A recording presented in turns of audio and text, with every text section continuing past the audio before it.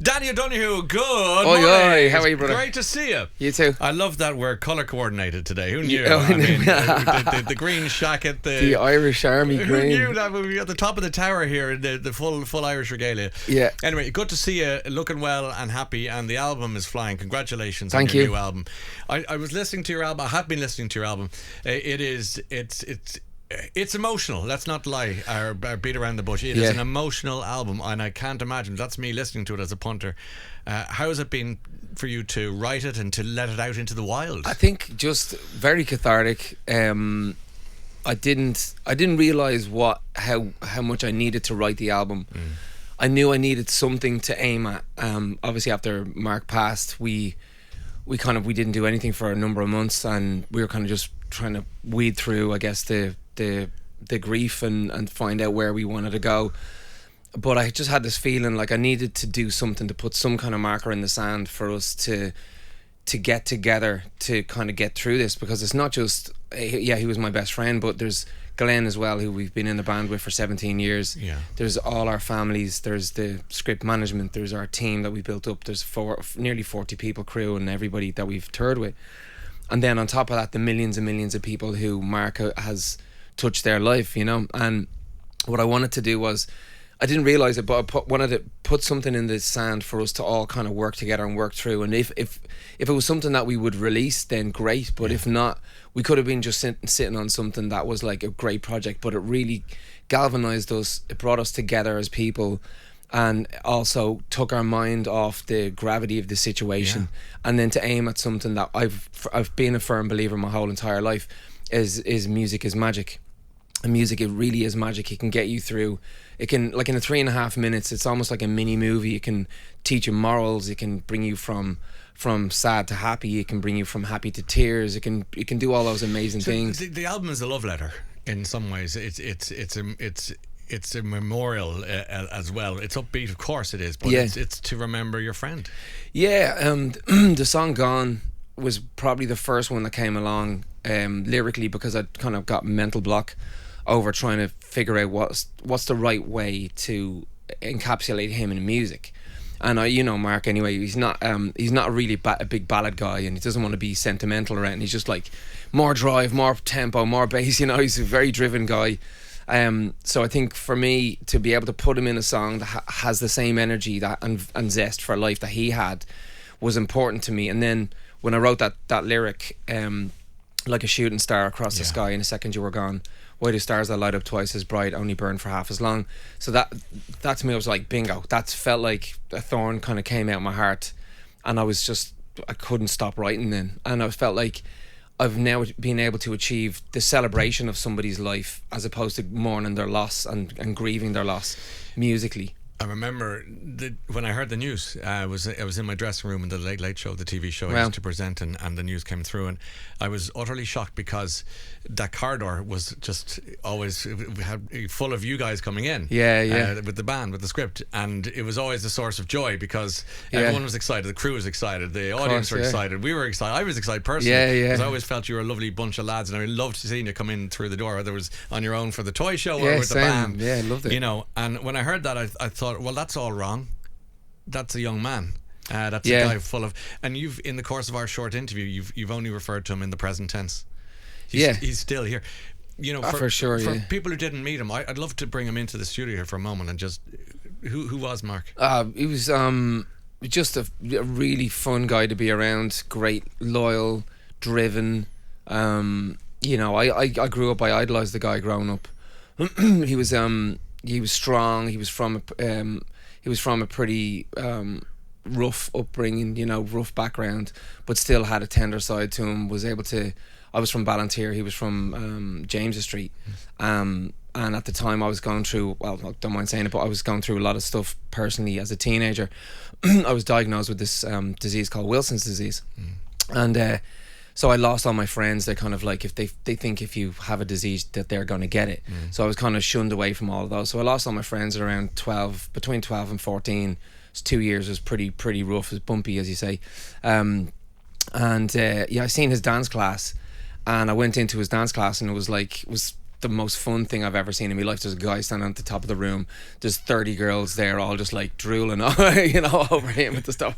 I mean, well, that looks like a lot of fun. If I could get a bit of what he's got, then that would be amazing. So you suddenly became very interested in breakdancing. Yeah, 100%. Yeah, and so I went in, started off in the back of the class, and I just remember him being very nurturing and also very understanding. At that age, because he was 4 or 5 years older than me. But he took me under his wing, and was a great guy. I think I'd probably say more. He's very stoic in his principles. Never cheated on his girlfriend. Was the first person to leave wherever we were going. Could be straight from stage straight to the airport, back to his kids and his wife. And in this industry, that's far and few between. What a mentor to have in that mad business that you're in. Yeah. And also, I mean, when we first got our record deal, he, instead of us all going out and buying cars and different things and whatever, he was like, do you understand that this money isn't forever? Yeah. This is for, we have to make this work. So we put it in the bank account. We paid ourselves a wage, like maybe £1,000 a month but that got us through the first 2 years that you really, I mean, it's all glitz and glory, you think it is, but there's not much money in being in a band for those first year or 2 years until you recoup your sales, if you're lucky even to recoup. How are you feeling about the tour? I mean, this is massive. You're selling out the tours all over the place. And new dates in Belfast, new dates in Dublin, the UK obviously bustling with interest and activity. Crazy. I mean, it's going to be so loaded because your brain is probably still in overdrive with the world. You're off the sauce, I think, at the moment. Yeah, that's right. Yeah, a lot of bad habits have been given the 86, the heave ho. Do you feel that physically? Do you feel in your face when you look in the mirror in the morning, going, God, I'm looking like a man who's not drinking, smoking, doing anything else? Do you know what? I think it's part and parcel of everything. I've never in my life looked at how am I doing. I was always like, how do I look to the rest of the world? Which is a very different thing to how do I look to me. So I'm looking in the mirror at what other people would see and maybe addressing those issues. But I never thought of like, how do I even like myself? I pretend like I love myself, but do I even like who I am? And like I said, this year has been revelation for me. I went to therapy. I got to do therapy every week. Yeah, that's critical. Yeah, it is. Yeah. There's nobody else. I mean, even let's say Mark, maybe Glenn as well. There's nobody else who's gone through quite what we've gone through in life. You know, even from going from Dublin to where we are now. You know, maybe you too, but they're also from different areas and different times. So it's a very different thing to have to grow up in today's day and age of social media and stuff. So it's really important being in the public eye and doing that. But also, I never realised what drink was doing to me. And what was it doing? Well, it was clouding everything. Every single judgment, every single thing that I've ever tried to deal with as a human being went through the filter of a very distorted filter of alcohol. You talk about going up to but the down. There was one of the lyrics of the song about hitting that high, but actually it's the low that's much worse. Oh, it's much worse. It's much worse. But I found out about myself that it's not necessarily in the low times when I'm feeling down. Yeah. Because I'm actually pretty good at rallying. It's when I feel great. That's when you need to watch me. Is when I feel like I'm all good. Like a high. I'm fine. No, yeah, because I do. I suffer from different, different things, and that one, the manic. The mania part of it is like, no, I'm totally fine. I've been off drink now 4 months. My life's back on track again, and then that guy sneaks back in. This is what they call the raging lunatic in the head, jumping up and down, going. Also known as Danny O'Donoghue. or half the people listening to this interview, people have it, but that's why therapy is so important, because it's an independent chairman on your life. Do you know what I mean? Or woman. It's somebody who's not invested in who you are. So, you can have 500 cups of tea with relatives and tell them how you really feel. There's a lot of they're hardwired to think differently. The independent chairperson sits there and goes, I don't care. Go. I found that very helpful indeed, and like I'll talk to him later today. But I also need as much as I was doing, let's say, therapy for my brain, I was going to the gym to work out. So I do boxing. I've always been fairly big into sports, so I boxing and kickboxing. And then spiritually, I was thinking, well, I don't go anywhere to practice being spiritual. So I just said, well, look, I'm going to go down. I know this beautiful church down just around the corner from me. I said, I'm going to go in there, and even if all I do is meditate in there in that open space, then so be it. Yeah. So I went down on the first day I got back after Christmas, actually, and I've just been every day. So Christmas every day. You went bananas, and you just got you got everything off your chest almost in a way, but actually got into your chest. You came back, you went to the church, and you went, "This is where I need to be." This is exactly where I need to be. For the church in some ways. You basically, or offered it up to a higher power. Yeah. Of right, well, what am I doing in life? Where am I supposed to go? Where am I supposed to be? I was following you on Instagram. I follow you the script and whatever, and I noticed you're touring with Pink. Yeah. And she put you in that harness. Yeah. And I was watching you in the harness. I said, here's a man who needs love, tenderness, a hug, and she puts you in a harness. Yeah. And shoots you like a... I tell you, well, you see, you get closer to God there. I definitely blessed myself before I went up, do you know what I mean?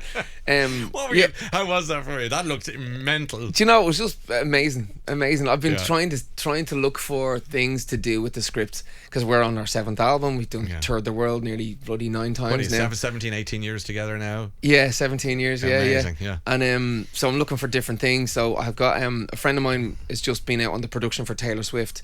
Another friend is out with Coldplay, and then we're out with Pink, and I'm like, is there any way we can get all of these together into one show? Like, it's a Marvel Avengers pop tour. Do you know what I'm saying? Yeah, but like all the Coldplay lights, and you know what I mean? I'll come out in a dress of Taylor Swift and whatever. Shake it off. Yeah.